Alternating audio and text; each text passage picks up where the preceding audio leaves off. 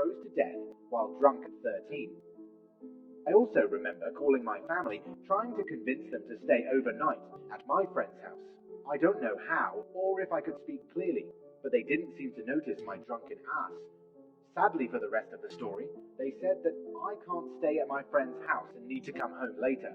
After that, I just remember playing with some Pokemon or Yu-Gi-Oh cards while dropping most of them on the ground because I couldn't even put them on the table. I also remember that the room was crazy hot because of a chimney, like 30 Decti.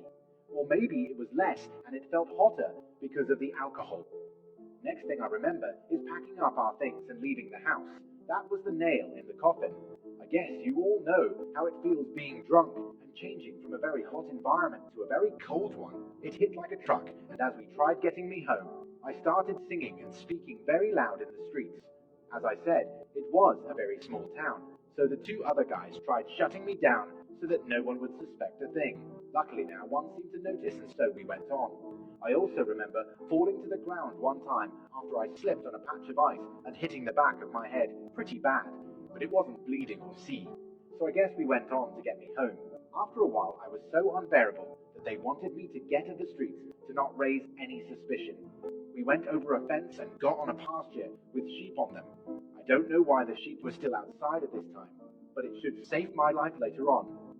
I don't know anything from now on, but the story that my friends told me